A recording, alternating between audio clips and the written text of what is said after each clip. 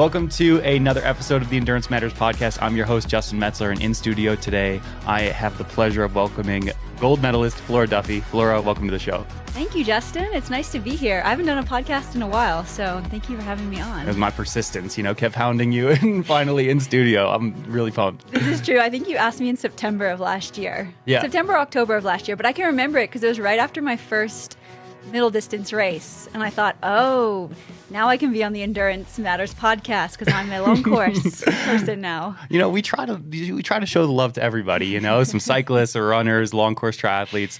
But yeah, definitely interested in diving a little bit further in. Before we get into the meat and potatoes here, I have an icebreaker question. So would you rather live in the Flora Duffy suite at the Hamilton Princess Hotel in Bermuda or have to drink Gosling's Flora Duffy Gold Bermuda aged rum every day for the rest of your life? Oh my gosh. Jeez, Justin.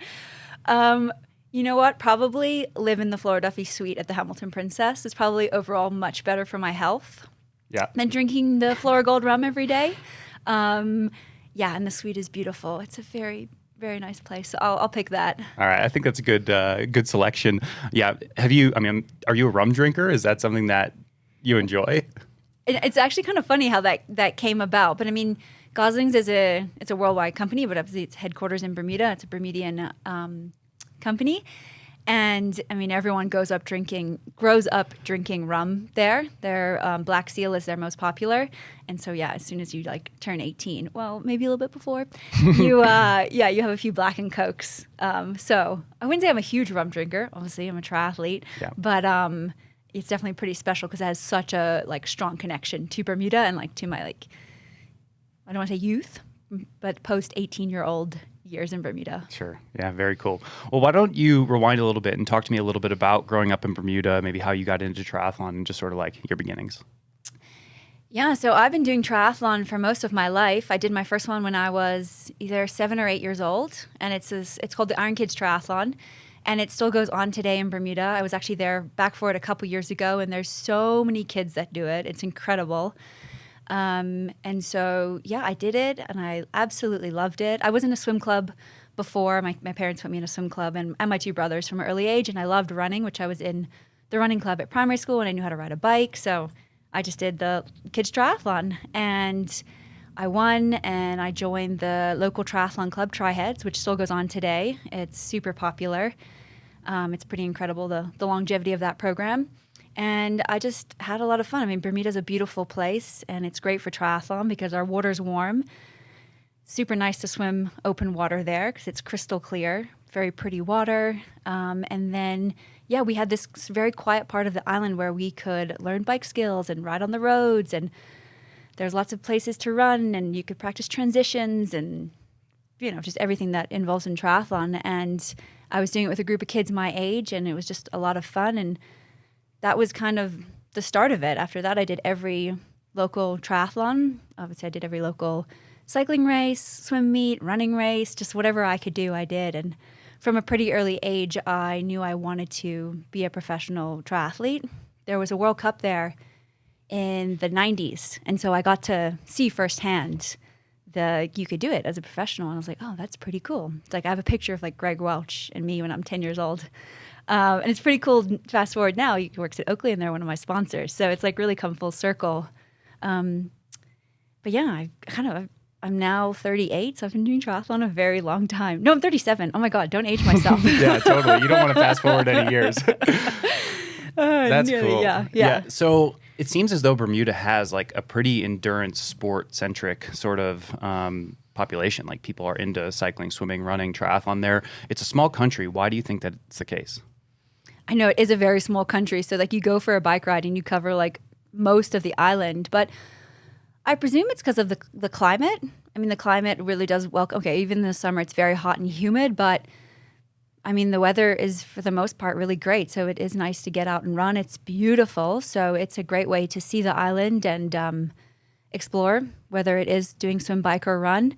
And then, for whatever reason, the triathlon community, the running community, the cycling community, the swimming community is really strong. And so that way they put on lots of races throughout the summer.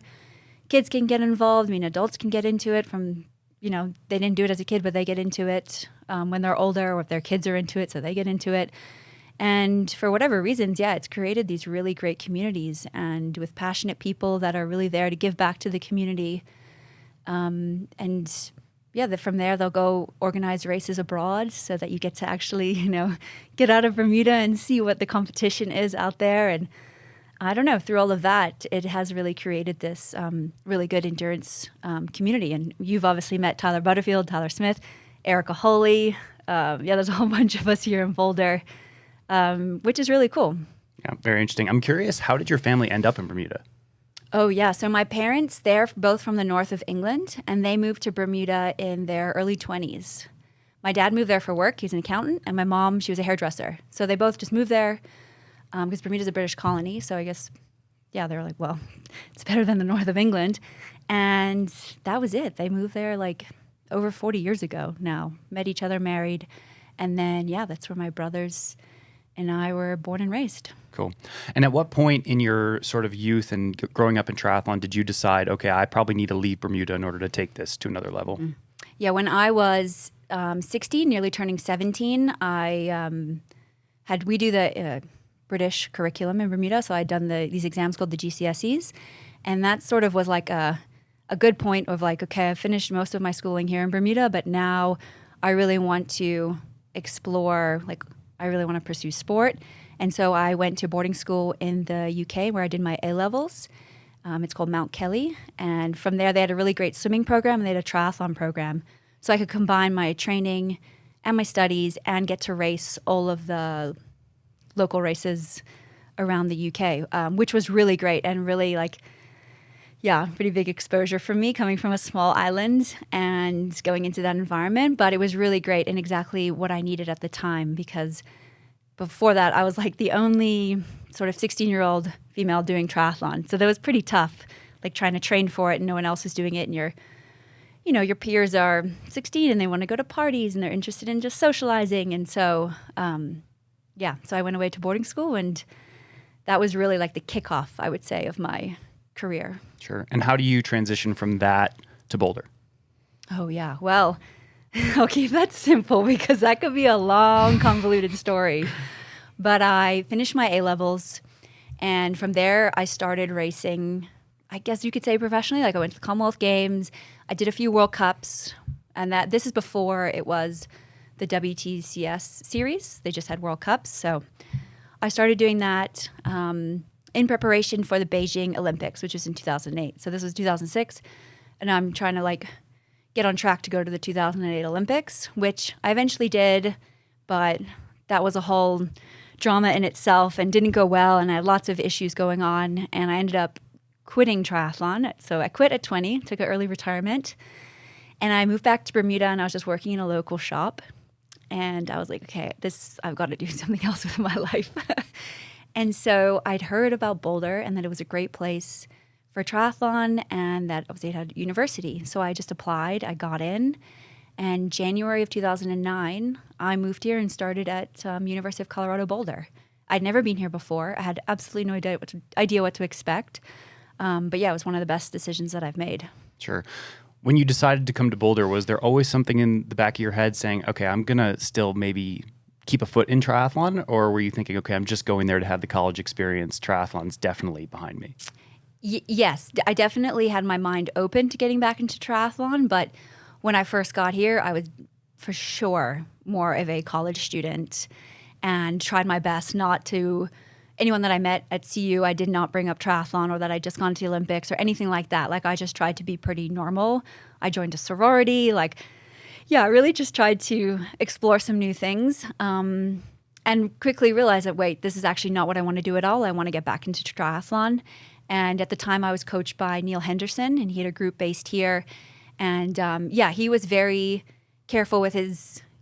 He guided me well through that time. Just kind of allowed me to turn up to training in almost whatever state I was. Whether if I'd gone out the night before partying, but I turned up, he was like, this is fine. Flora's just got to find her own way back. And yeah, eventually I kind of got more and more serious. And then my last few years of university, I was racing, I guess you could say professionally again. Yeah, very cool. Very interesting. I definitely want to talk a little bit more. I don't want to like overskip years or time points. I guess like one question that I have to follow up there is how were you uncomfortable in sort of like that normal life? Because I think as triathletes, we feel like our life is very normal and like the normal college experience or a normal person's existence, that's abnormal to us. Were you feeling like an outsider, sort of like maybe in a sorority environment or just being a normal person having done triathlon and already sort of invested years going to the Olympics and being a high performance athlete? Yes, definitely. I think, for a while there I tried. I was like, oh no, I can do this. But I mean, pretty quick, very, very quickly, I realized that, well, this is absolutely like not me at all. This is a completely like different identity. Like it does not feel authentic at all. And it just wasn't, it just wasn't any of my interests. So, which it took me a few months to realize that, but it was great because it actually made me realize, no, I actually really like triathlon. This is why I want to do it. This is how I want to do it. And these are like, I'm going to be very specific about my environment around me. So that it really helped me sort of organize a lot of the thoughts and almost make sure like the reasons that I stopped, I kind of confronted those and worked through them and knew that like I couldn't let myself get to the point of where I was in 2008 ever again in my career. So yes, I guess I did. Yeah. I don't know. If you're a triathlete, you're just always a triathlete, I suppose. You can try and hide those characteristics, or they're going to appear. Yeah, you got like, I mean, at least for me, I've only got a couple days a year where I can be a normal person. For 360 days a year, I think I'm just like full athlete mode, and I think we're all similarly wired in that way. That's a very maturing experience, and I think you probably grew a lot during that time. What were the next steps, sort of, once you have that realization of like, okay, I am a triathlete, this is what I want to do? Are you immediately trying to just lock in for, it would have been the London Olympic Games, 2012? It was, yeah. So I took 2 years out of the sport and got back into racing the summer of 2010. And sort of from there, it was, I didn't know I was going to qualify for the Olympics, but that was the goal.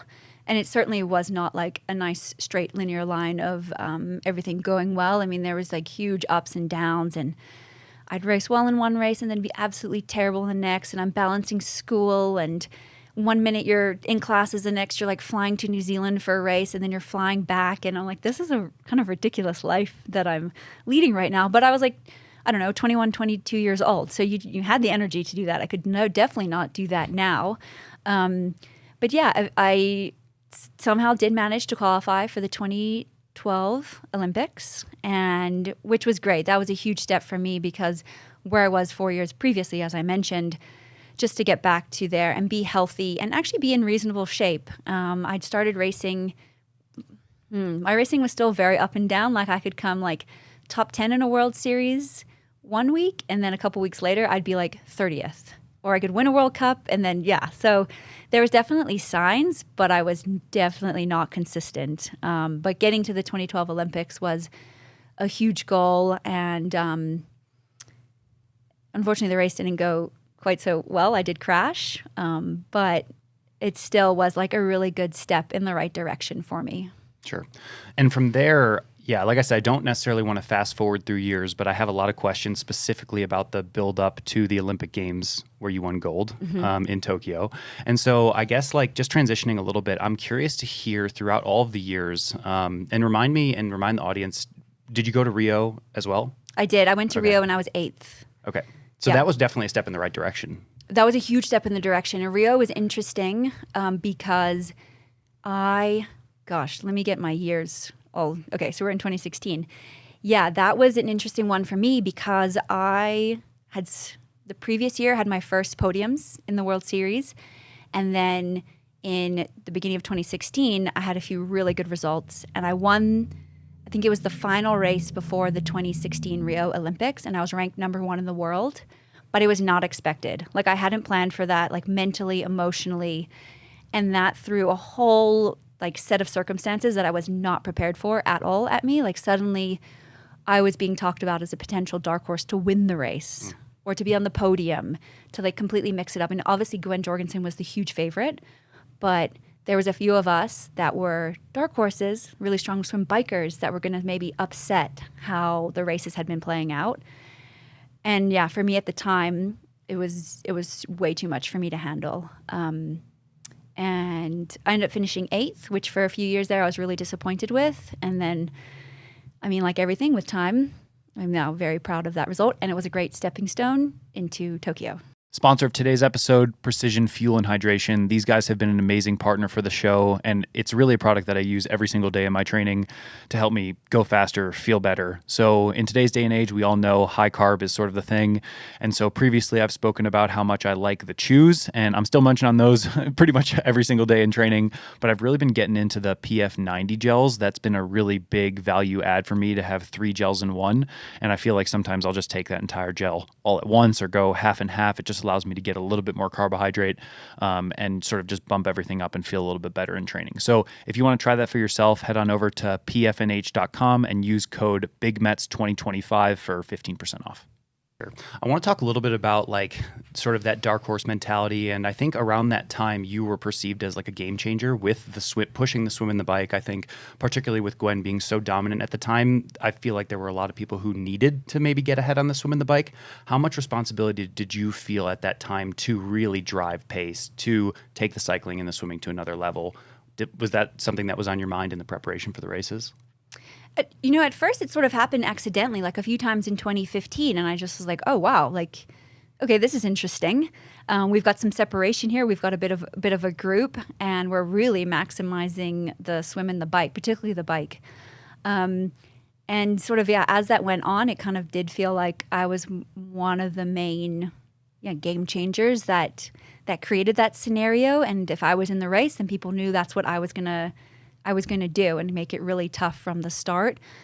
And so I don't know if it really felt like a responsibility, but it did feel like, yeah, this is my style of racing. Like, I'm not one of the fastest runners, but I know I'm one of the best cyclists. So I'm going to use that. And I'm one of the best swimmers, and really try to manipulate the race as best I could using the swim and the bike and transition. I mean, that was a huge piece of it as well. And so, yeah, as each race went on, that was sort of became my style and my niche, I suppose. And more women jumped on that. And yeah, I mean, in 2016 and 2017, having Jess Learmonth and Katie Zafiras, like we were just sort of this unstoppable trio, it felt like, which was really cool. And they almost shared the same mentality. So if I was having a bit of an off day, it wasn't like it was just me pushing the pace, like they were right there. And, you know, so we could really create this pretty cool dynamic that was a lot of fun to race in. Sure. And from there, obviously, after Rio, all eyes are set on 2020 Tokyo. And so talk to me a little bit about, I guess, your mindset and the preparation and the expectations going into Tokyo, I guess, before the postponement of the games and then maybe a little bit after the postponement of the games. Yeah, that's a crazy time to think of it. Like, there's like no way I could do that again, to have a postponed games. But yeah, so that was interesting. After I learned a lot in Rio 2016, and then I won the world title later that year. And then going into 2017, I'm the reigning world champion. And so that kicked off my Olympic campaign going into Tokyo. And what was great is that I had the 2018 Commonwealth Games. And that was sort of a nice dress rehearsal for me because I was the favorite. Bermuda don't win a lot of medals, so you have that huge pressure on you. And so kind of going through that whole process and really managing that pressure and expectation and winning there, that kind of like was like, oh, okay, like I can do this. Like each time you're exposed to that level of pressure, you kind of, at least for me, you get used to it. You get accustomed to it. You build confidence. One of the important things for me in that time period, particularly the closer we got to Tokyo, was like publicly saying, like, yeah, I want to go and win a medal and be Olympic champion, and really getting comfortable with saying that. So it didn't become this sort of like thing that you just quietly mumbled. Like, you know, that was my goal. Of course it was my goal. It's a lot of people's goal, but I wanted to get very comfortable with that. So then when I stood on that starting line, like I knew like I could do this and I wasn't afraid of it. So yeah, but I mean, even during that time, like I had some bad injuries. So there was lots of ups and downs. And then, yeah, you fast forward into 2020 and COVID, and we get the news that the games is postponed. And at first, I think for me, it was really hard to comprehend that because you're like, well, okay, but I'm also locked in my house here in South Africa, and like I can walk to the grocery store and walk back, and that's all I can do now. So it felt kind of like this, like, yeah, you just couldn't comprehend it. But I would say the hardest day for me was we were meant to race, let's say it was July 27th, 2020. July 28th, 2020, I was out for a bike ride with a friend, and I thought, wow, like this day, it was all going to be done. I was either going to be happy because I won a medal, or I was going to be sad because I didn't. But it was going to be done, and we were going to move on. But I had a whole another year to sort of sit in that place of waiting for the race to arrive, handling the pressure. I mean, there was almost like not a day that went by that someone didn't talk to me about the Olympics or, you know, mention that I was the favorite or whatever. You just kind of constantly had that pressure and that burden on you. And so it was definitely a lot to manage. And I think I managed it very well. And it only hit me after the race in Tokyo. And that time period was extremely difficult for me because everything that I'd been like shouldering for those 5 years just came crashing down on me. Sure. You know, the final 6 months going into any Olympic Games are going to be very important. Compare maybe how it would have been had the Olympic Games not been postponed. In hindsight, was there any piece of you that had some gratitude for the additional 12 months, whether it was for your mental approach, your physical approach? Like, what did you do in that 12-month postponement to capitalize upon the extra time? Yeah, my coach, Nate, and we talked about this a little bit. Like, I think I would have been very ready in 2020. Training was going really well that year. I had been injured in 2019 and missed a bit of training and racing. But even with that, like, yeah, 2020 training was going smooth, and we were fully confident that I would have been in great shape in July of 2020. But I do think the year, it did help me. It wasn't a negative in a physical sense. I mean, in 2020, I barely traveled. Spent most of the year in South Africa, and we didn't have much to do because of a lockdown. So I just rode the trainer and trained and ran, and we didn't swim that much, but I mean, that was fine. But yeah, I kind of had this very consistent year of just training, nothing crazy, but you just train. I wasn't traveling a lot, so that stress was off of me. Yeah, so I do think that given that it was an extra year and a tricky year, it definitely was a net positive for me and did just give me an extra year, to get stronger and to, maybe also just kind of fully more embrace the being an Olympic favorite and all of that comes with it. Sure. One thing that I'm really curious to hear is about your relationship with Nate, who I know he's been a bit of a mentor of mine on the coaching side of things. Like, how did your guys' relationship begin? Because I believe before you, he wasn't really in the triathlon space. And then he sort of has ascended to be a prominent triathlon coach over time, probably with a lot of majority help to your gold medal. I'm curious to hear about the sort of impetus for you to start working with him, and also like what he brings to the table as a part of the team. Yeah, so Nate, I actually met him at CU. We were there together. He's a few years younger than me, but he was a really great cyclist. And I met him through the cycling team at University of Colorado. And when he graduated, he got into coaching, and he was around here in Boulder. And when I was looking for a coaching change, I could have just been around Nate a lot and just saw how well he communicated with his athletes. Obviously he's very smart. He loves learning. He's open to learning, and he was open to being part of the team.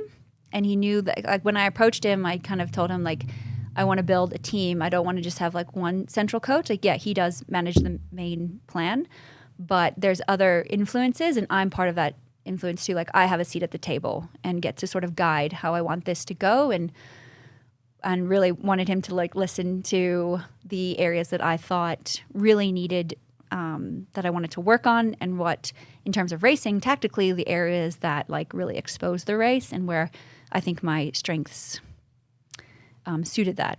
Anyway, just like he was very open to learning and understanding triathlon, because he didn't do any triathlon before. He just coached cycling, but I mean, he's a very smart guy and understands physiology. So he pretty quickly learned. He could see what training I had been doing, and it's been a great partnership. I've worked with him since the beginning of 2018, and since then we won a lot of races together. But yeah, I mean, he's just a really smart guy, and his communication is great, and he just looks at you like whole holistically, which I think is great. And he's just a very well-tempered guy, and he's young, and so he's eager and hungry to learn, and we've had great success, and since then he's taken on quite a few other triathletes. As well as the cyclists that he coaches as well. Yeah, very cool. I'm curious to hear more about your influence on your overall picture. You said you have a seat at the table. What are the main things that you like to have control, and when you're having team meetings or team discussions, what are the points that you're really consistently bringing up? Oh, gosh. Well, I guess in the early days, I kind of, explain like, this isn't the racing style, and this is like how I win races because my run wasn't as strong. And so really putting that forward of like, this is what I need to work on. And that was really like the first 3 to 5 minutes of the bike, and really working on that power, which is what we did. And then also, I guess, the races that I do, and having a pretty firm stance on if I don't want to race, or if I do, like if they think I do, but I really feel like I don't, then that's really important that they listen to me and the reasons as why, because particularly going into the Olympics, I felt that I raced a bit too much going into the Rio Olympics, and I didn't, wasn't as firm this way or that. And I think it was too much for me mentally and emotionally. And so going into Tokyo, it was a little different because there wasn't that many races, but being very firm of like what I wanted to do and why. And sort of Nate, my running coach, Ernie, and Dan, really taking that in.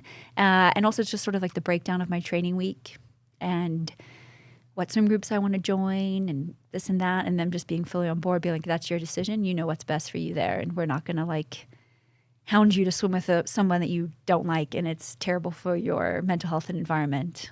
So just little things like that, really. But it's interesting kind of being exposed to more triathletes because there's so many here in Boulder, and you hear some of like the horror coaching stories, and I'm like, wow, like that's just crazy. You were in that environment. And so I don't know, I was never really exposed to that, but I just had a very clear idea of like, that's not good. This is how I want it. And having people that were open to that and very respectful of that, and putting me first as a person versus me as Flora Duffy, the triathlete.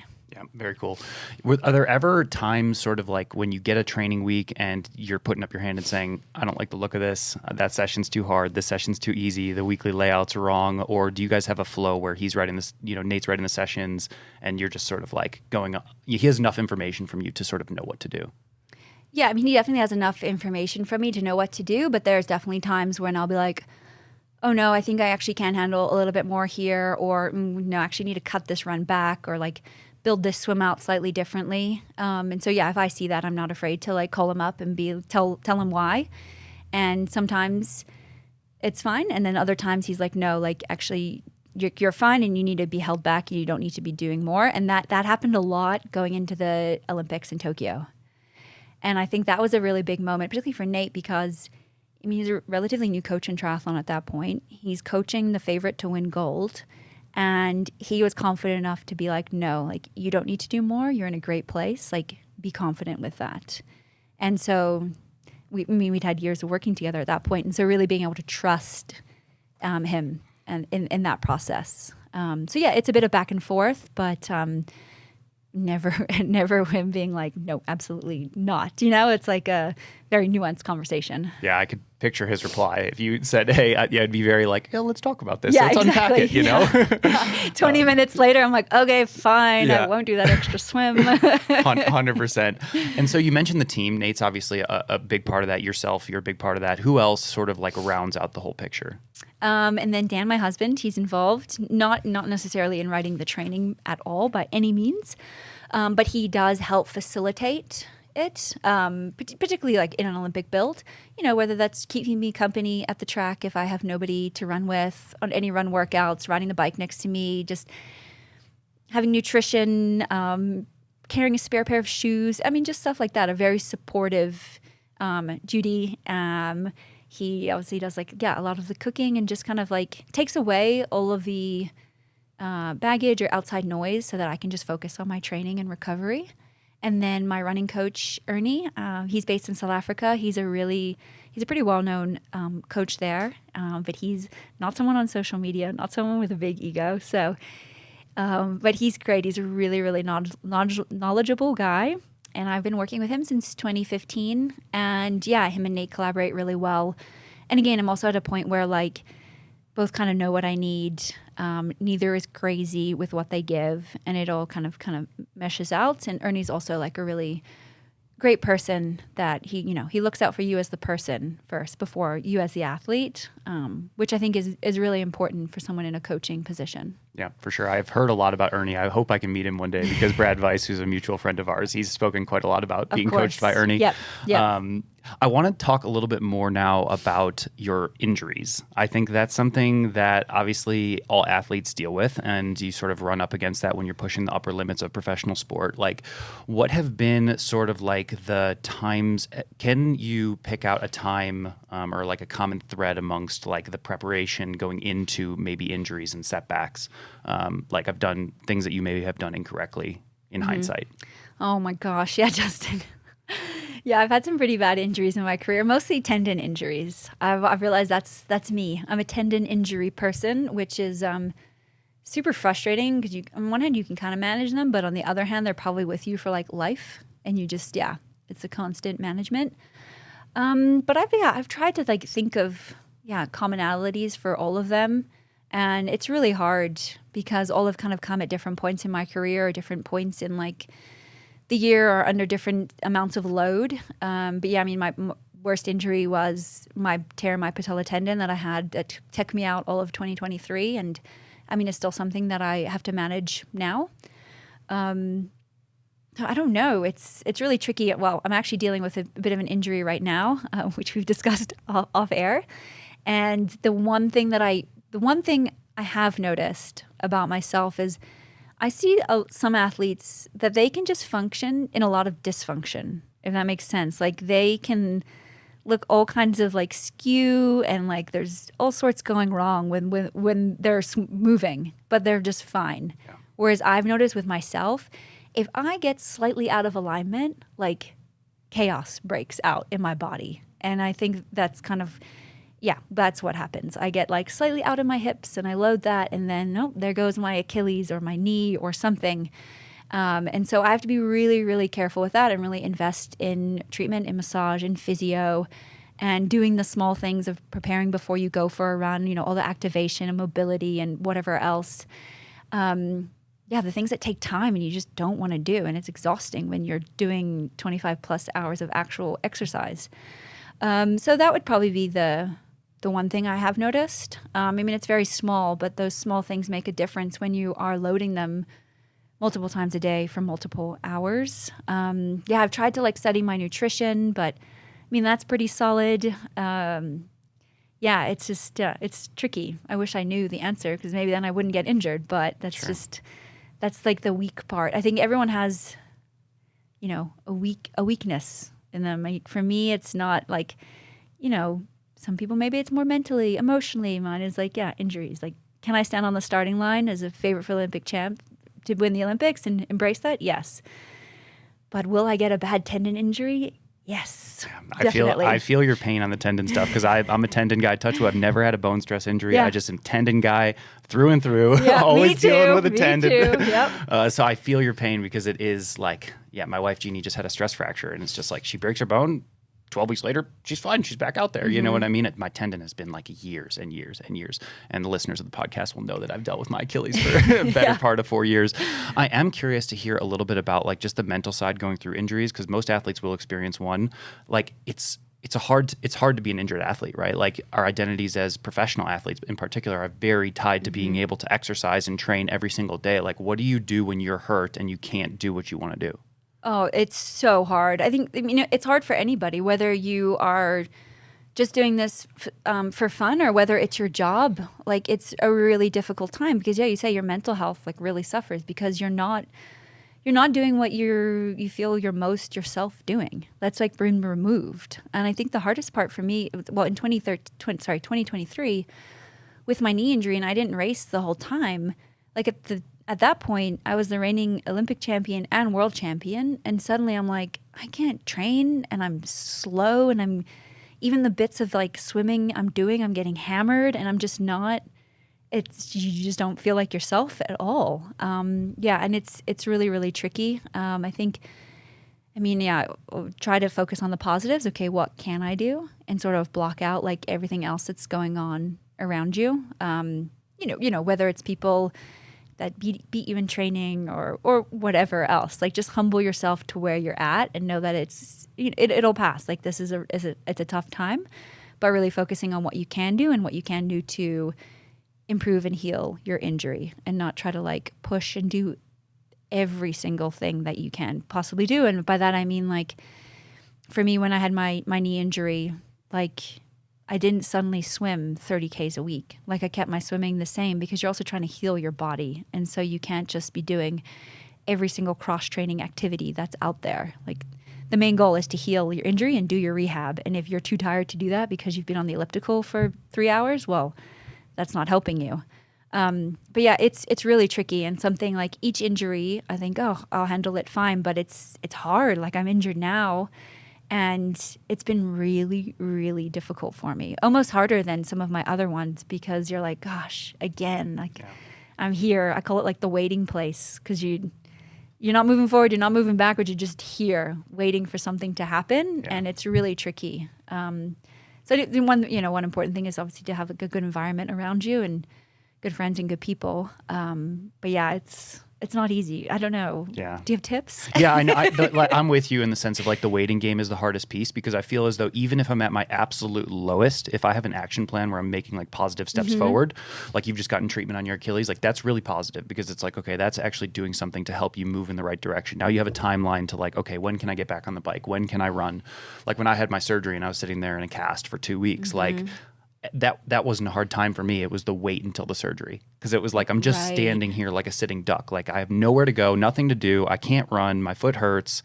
I can't train for anything. Nothing's on my schedule, because I'm going to have to recover for 6 months after this. Yep. Like that was like psychologically, that was the hardest time. Also like diagnosing the injury of like, okay, what's the severity? Sure. Yeah. So just like getting all the information for me has always been the biggest piece. Like for Jeannie and I, it's like, okay, you feel something. It's tipped the point of like, this is more than a niggle. It's like, MRI straight away, get in front of the doctors, get in front of the physio, like make an action plan, because if you can just lay out like the months, I think that can be helpful, but there is no way to like beat around the bush if it sucks being injured. It does, yeah. Then that's a good point. I will say, like, because my Achilles has been bothering me, and I've been doing all the rehab and having all the shockwave. I'm like, nothing is happening here. And so finally got it looked at, saw there was a tear. The doctor was like, well, that's not going to heal doing what you're doing. And you're like, okay, I'm not crazy. Also, like, I am feeling what I'm feeling. Okay, what's the plan? We're moving forward. Even though, like, then you get more pain and you're like, oh gosh, was that the right decision? And you just have to be like, yes, it was. And we're moving forward now. And I think you got to trust your gut a little bit too, right? Like you're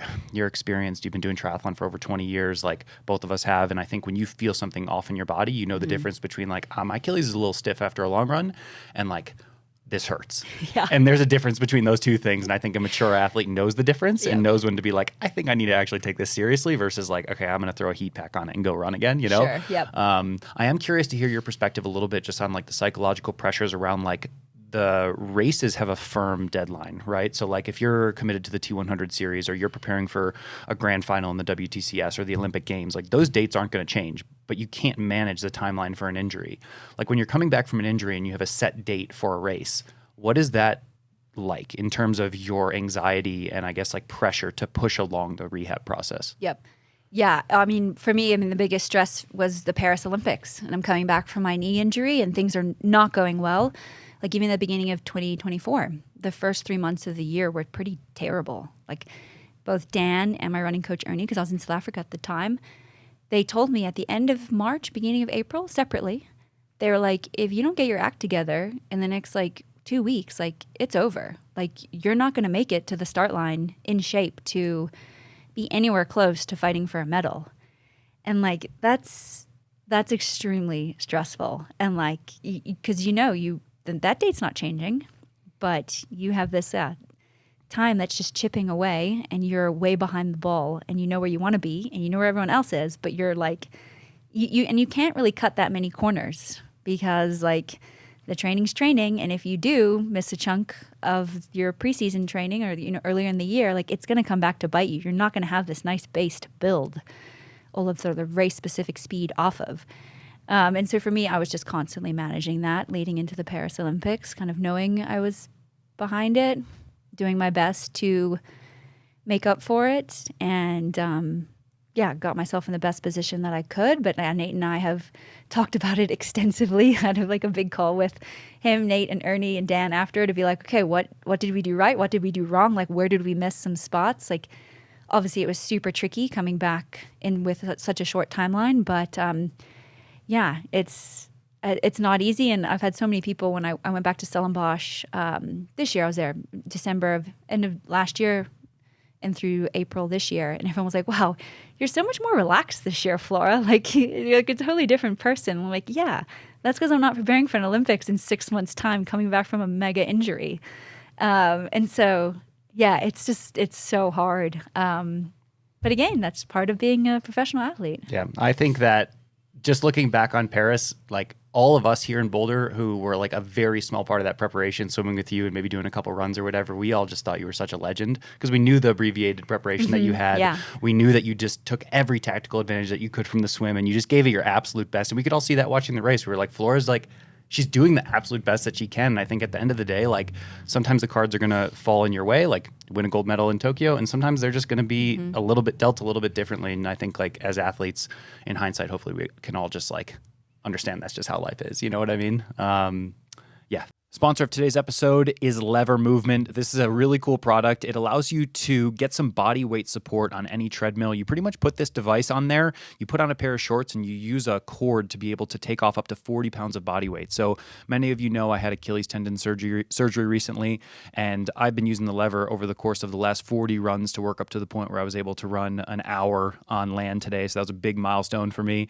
Additionally, I've realized over the course of that process how important this could be for keeping me healthy and getting in some speed work without that pounding on the road. So I'm definitely going to be using the lever over the course of the next months and years as I continue to get back fit, healthy, and ready to race. So if you're interested in trying a lever for yourself, head on over to levermovement.com and use code EnduranceMatters20 for 20% off all devices. I am curious to talk a little bit more about your mindset. I want to talk specifically about pre-Tokyo and post-Tokyo. So you said you're 10 years old. Greg Welch comes and he inspires you to become a professional triathlete. You say, I want to win a gold medal. How much time did you spend in your mind thinking about winning a gold medal? And what was that moment actually like in terms of like comparing to what you had maybe built up the moment to be? Oh, wow. Okay, I guess it's like, you spend time thinking about winning a gold medal, but then there's also a difference between that and then spending time thinking about it and like knowing it's an actual real possibility. And then you go and do it. And for me, it was just such a big surreal moment that I like really couldn't fully take it in because you're like, wait, what just happened here? Like, I just did it. The race just blew by and there I was just running on the blue carpet and there I am. Now I'm an Olympic champion. And what was cool that day is actually Greg Welch was on the mic on the ground. So yeah, I get another small piece. It's just like this whirlwind of emotions that is just so hard to take in. The further I get from the race, and obviously my Paris experience made me realize like, wow, there's so much that could have gone wrong that day out of your control. Like even going there in the best possible shape, like that just could have been taken out of your control. You could have crashed, you could have got a flat, like whatever. And so you just realize like how much has to go right on that day every 4 years. It all has to align to have the perfect day and win a gold medal. And so, yeah, you're obviously very grateful, but it's a whirlwind. You cross the line, and I mean, even in a COVID Olympics with, I would presume, a lot less media there. Like from that moment, from hours later, you're just going into all of these interviews, and then suddenly everyone somehow gets your contacts, and then the next thing I know, I'm on like CNN and just going everywhere after the race, and you're just like, wow, this is insane. And then to contrast that to like Paris, you come fifth and it's like crickets. And the margins are like, what, like 30 seconds? You know what I mean? Yeah. But then post Tokyo, that was a really tricky time for me because I was just exhausted. And it was just so much emotion to take in. And then obviously it was a 5-year build and the COVID and just all of that came into it. Oh, and also it was Bermuda's first Olympic gold medal. So there was that component to it. And I think it blew up bigger because of that. And so it was just, for me, who's more of an introverted personality, it was so much to handle. And I actually think I spoke to my sports psych more after the Olympics than I did before the Olympics, just trying to manage everything and process it and still having to race. Like it was a really challenging time, which... Yeah. I mean, you don't think about how you're going to navigate that because you don't think past crossing that line wherever you sort of finish. Sure. Your physical world obviously changes. There's more opportunity. There's more media attention. There's more sponsorship. Was there any change sort of in your like perception of self? Like now that you've accomplished this life goal, life dream, did you view yourself any differently or does it just sort of go back to like, okay, I'm just still Flora? Yeah, no, I didn't view myself any differently. I'm like, oh, I'm still Flora. I still have the same problems. I still like... I don't know, turn up to swim at Scotty and it's with the same people and some days I'm good and some days I'm not good. And yeah, it's just kind of like, that's like one nice thing of coming back to Boulder is like life kind of resumed to normal. So that like my day to day was normal in terms of my training. But then outside of that was like chaos. So that definitely helped because obviously I had friends here and a familiar routine. But yeah, it's still the same. I mean, I think some other people's perception of me maybe changed, but mine, no, stayed the same. And so that made it also kind of weird because you're like, oh, why do you think of me different now? Like a week prior, you thought of me in one way and then a week other. Like one of the funny thing is that at the Scott Carpenter pool, like, I mean, I've been swimming there for years and then suddenly I won the Olympics and they like all knew who I was. Oh yeah. I was like, last week you didn't even like say hi to me as I came to the pool. And now they're like, oh, hey Flora, like congrats, whatever. I mean, just, small things like that. But no, I think, my sense of self is still the same. Yeah. Were there any how did you handle the pressure, I guess, going into Paris with the injury, being the, reigning Olympic champion? I think a lot of people were talking about you, like even with a year hiatus in 2023, people are saying you can't sleep on Flora Duffy. She's gold medalist from the previous Olympics. Were you listening to that noise and was that getting into your head or what was the preparation like from a mental perspective there? No, I wasn't listening to that noise too much, again, because I kind of knew where I was at and that I knew, I was maybe more of a dark horse again. But there was some clear favorites, and obviously, Cassandra Beaugrand, she was the favorite, and it was a home Olympic. So, I felt like I could actually kind of quietly get there. I mean, I had my own pressures or own expectations that I put on myself, and knew that, somehow miraculously I got myself into a pretty good shape, and I had a shot. If everything kind of went right, and a few people maybe misfired, I had a shot, and I was definitely going to shoot that shot. So I think kind of leading into it, I got more and more confident as I ticked off the training sessions. And also in the back of my mind kind of knew that I know what it takes to win a medal and I know I hadn't quite been able to do all of the work. But that was more just internal, like the outside stuff didn't really bother me at all. Cool. Yeah, and you mentioned, whether you win a gold medal or you come fifth in Paris, like you find yourself back in Boulder. Like some of the stuff that you do, obviously in training, maybe grounds you a little bit. Is there anything else that you do here that helps you just like resettle back into normal person life? Obviously, it's never normal person being a professional athlete, but like just settling back in. Gosh, I'm trying to think. What do I do? I don't know. That's the thing. I don't really do that much. Yeah, it's like we're all just going to do our foam rolling routine and go to bed at 8:30. Yeah, I mean, just like hanging out with my friends and like, they were like, they don't care if I won or not. They're pumped regardless. Because, I mean, I guess so many people knew the journey that I had to get there. And so, I mean, that's nice that, no one thinks of you in a bad way because you went there and you didn't win a medal. Yeah. Like, no. So I think just kind of being back here in Boulder and being in my house, I don't know. I really like my house here in Boulder. That's a very grounding place for me. And just, you can kind of escape a bit of the noise and just kind of have a bit of time to reflect on what happened and, the good and the bad. And I think for me, it's as time goes on, my opinion on my race and my result changes for the positive. But it's definitely like a work in progress to kind of organize all of those thoughts. Sure. Well, you've had such a amazing career. Like it's spanned 5 Olympic Games, right? Like it's in reflection, you've accomplished so much. Like, but it seems as though you're not done. And you've transitioned now into long course T100 70.3. Like, you've spent so many years just pursuing these high level goals. Like, how much motivation is there for 70.3 T100, like extracting this more out of yourself, more out of your body? Yeah, it's definitely become like more difficult. I mean, I still feel like I put the same intensity into my training and recovery and whole lifestyle that goes with triathlon. But yeah, it's very different once you have accomplished your ultimate goal, which for me was winning Olympic gold, and now transitioning into the T100 and 70.3 at like a much later stage in my career. I've spent almost the entirety of my career racing short course. And so now switching over to that, and the T100 is incredibly competitive and intense and fast. And so that's definitely been a bit of a shift for me, because I kind of imagine that I would move to long course and it would be slightly different intensity from short course. Whereas like the T100 feels like an extension now of the World Series. And I'm like, oh, okay, I'm still in the same kind of world, but it's just longer now. So that's kind of something you have to adjust to. But at the same time, I do like that, because I do enjoy that intensity and being in those like high pressure environments.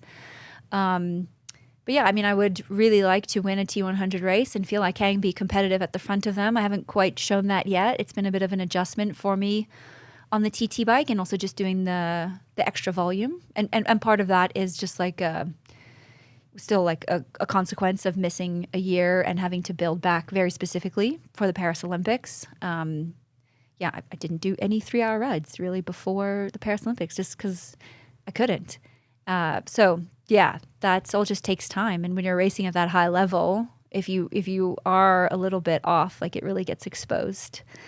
So I know the end of my career is not too far away. And so that also motivates me to make the most of it, because this chapter will end at some point and I won't be a professional athlete. So to really embrace that and enjoy all the opportunities that come my way, and racing on the T100, I mean, it's pretty incredible what they're doing and the opportunities that we get on that series. Sure. When you're thinking about the races and maybe, having a visualization in a middle of a hard rep or something like that, does it give you the same sort of like juice and sort of like pump up that it did when you were maybe 16 years old preparing for your first World Cup? Or is it different now? It's very different now, because I think when I was 16 and preparing for my worst World Cup, I was like, oh my God, what am I doing? Like, I hope I don't get lapped out or last. Sure. Whereas now, so I'm a lot more confident in my abilities. And yeah, I will say I do get the same sort of excitement, or those like, I guess adrenaline. Yeah, of like jitters and nerves. Yeah.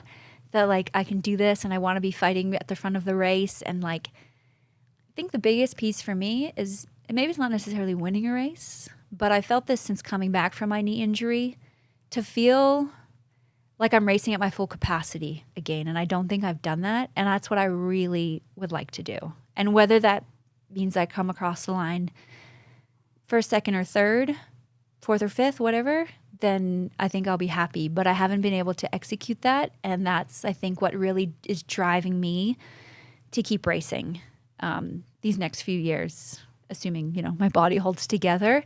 To just kind of have that feeling again, because I've had that feeling quite a few times in my career, and it would just, kind of feel like it rounds off nicely coming back from these injuries, and feeling like, you're racing at your full capacity across swim, bike, and run. Yeah, I resonate with that completely. Like, that's my main objective for the next year, probably like 12 months at least, is just get back to a place where I can like trust my body again. You know what I mean? I think that's so big, especially when you've lost that for an extended period of time. Like, this is the first time in my career I've had to go through that. And so it's like, that's my like North Star goal more than win a race or get on a podium or whatever. Sure, so totally understand that. And you mentioned like, you're probably not miles away from retirement. Like, with your identity and your career being so focused on this one thing and it more or less looking the same, like, have you thought beyond the next couple of years of like, what does my life look like when I'm 45? Oh, that's a scary thought, Justin. I mean, I'm 37 now. As I said, I turn 38 later this year, and I have been racing a long time, and I've accomplished most of my goals. Obviously, I still have a few. I would like to win a T100 race, and I would love to win a 70.3 Worlds. But this comes to an end, and what I want to give myself is some time and space to figure out what I want to do next. I have a few ideas, but my life has been so regimented and so on a schedule, and that I kind of want to just have time to be like, you know what, I'm going to do whatever I want. And luckily I have the ability to do that. I've done well enough in my career. And obviously my husband, Dan, he works. So yeah, I'm just going to see what opportunities come my way, take whatever comes my way, but not be like, okay, I have to step into a job and get a 9 to 5, like just kind of, enjoy and embrace it and do my best, obviously, to like not have a schedule and be regimented. Yeah. I think it also depends like where I'll be in the world. I mean, I'm married to a South African and he's got a business interest there. So we'll probably be spending a chunk of my time there. And I love to spend more time in Bermuda and give back to the community there. And so I think just seeing what comes my way and being okay with that. But it's going to be a big change in identity because you're not a professional athlete anymore and you're not winning these big races or in these big races. And so it's certainly a shift. And I don't think I won't be afraid to reach out to a lot of other athletes that have retired and gone through that process and see how they've handled it. Yeah. I know, like, at least for myself, there was a time probably last year where I was thinking about early retirement, being like, I don't know if I can come back from this injury. So I was starting to think about like, oh, what am I going to really enjoy doing? And I think I made 2 rules for myself. I can't do a 9 to 5 and I can't buy a suit. Like, I just can't do either of those 2 things. I need to be able to have my work attire be like what I'm wearing right now. So I don't know if you're similar in that way, but I think like it's difficult for athletes who have been professional athletes for 20 years, like to have to go to corporate world. Like that sounds like a crazy idea. So interesting. I'll be curious to figure out what you do next, but I think you still have a lot of gas left in the tank. One quick question here, just in terms of like the South Africa, Boulder, Bermuda sort of triangle, no pun intended there.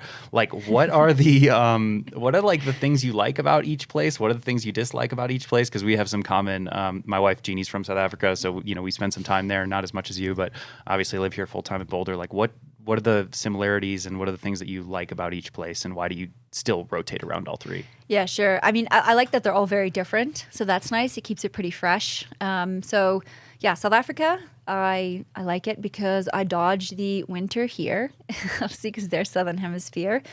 But that's where my husband Dan is from, and we're in Stellenbosch, and it's a great place to train. It has quite a few similarities to Boulder. There's a lot of athletes that go there, foreign athletes that will come there for a few weeks and train. So it has that really nice feeling to it. It has great facilities. I have some people there that I can train with, and you're out of the Boulder bubble, which I really, really enjoy.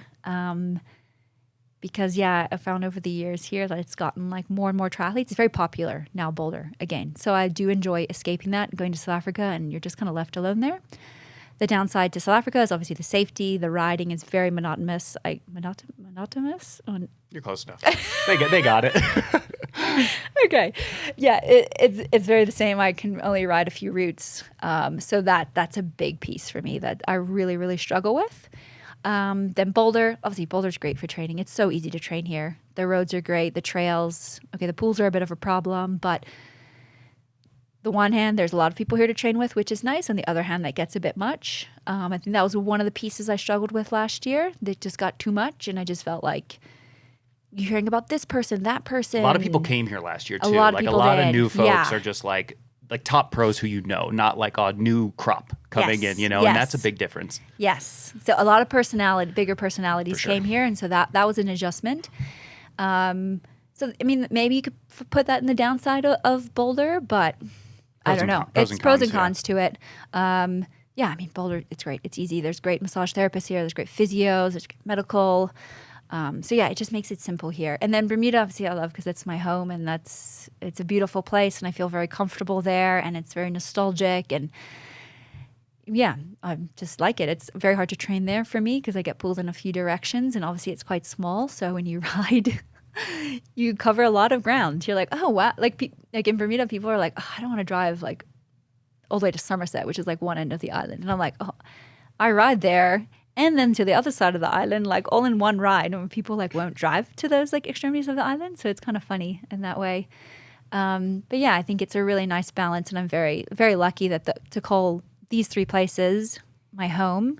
And hopefully continue to spend time in all of them, even after my career. Perfect. Well, that's a good transition here for our rapid fire questions. My first rapid fire question before we wrap up the podcast today is, if you have to choose one to be your permanent residence, but you're banned from the other 2, Bermuda, South Africa, or Boulder? Justin. What do you choose? It's hard, I know. That's a terrible question.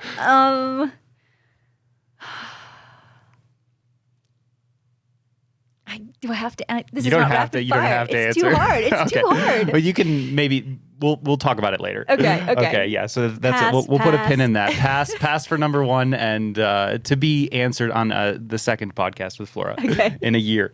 All right. You can race any bike you like, but you can only choose one bike for training. What bike do you choose? Ooh, probably my Tarmac SL8. Good standard choice. Yeah. All right. You have a two-parter here. Gas station stop or cafe stop for a long ride? Okay. Yeah, I'm probably more of a gas station stop, primarily because I like quick stops. I hate a long stop, and a cafe stop is a long stop. That's perfect because the two-parter here is what's the ideal stop duration? Oh, 5 minutes. Nice. I mean, okay, maybe it has to be a bit more 5 minutes, but you're in, you get what you need, fill those bottles, and we're gone. I'm with you. Don't sit down. Don't dilly-dally. I'm not trying to. People like to sit at the gas station, like on the oil, on the gas, and like the gasoline on the ground. People I ride with, they're like, we'll sit there for 20 minutes. Yeah. Okay, this is not rapid fire because I was riding with Tyler Butterfield last week, and we did a stop. We're the opposite ends of the spectrum here. And I was like, Tyler, you got to keep moving. Yeah. He was getting so flustered with all of his stuff. Yeah. Oh, I've ridden with Tyler enough to know exactly what you're talking about. All right. Number 4, favorite race of all time and favorite destination for everything other than a race. Favorite race of all time, the World Series in Bermuda. Yeah, for sure. Favorite destination, like to go on a holiday or something? Either. Yeah. Race destination, like maybe a race destination that like you enjoyed the stuff that wasn't the race. Oh, well, okay. Bermuda's in that as well. Sure. But I would say Stockholm. Oh, interesting. Yeah, I've really enjoyed racing there. It's a beautiful place. Cool. Yeah, I spent some time in Scandinavia. It's a very awesome. I mean, it's just amazing. Okay, cool. How much of the swim warm-up is acceptable for you to miss before you start stressing out? In a race or No, at the pool. Okay, yeah. Okay, this is really getting around now. I do miss a lot of the swim warm-up. I mean, I could miss at least 500-600 meters.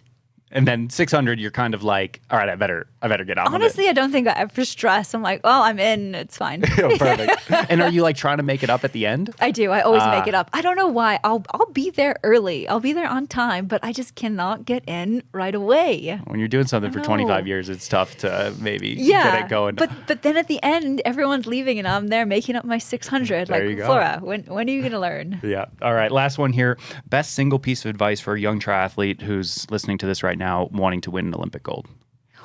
Oh, wow. Okay, 2 things. One, be patient.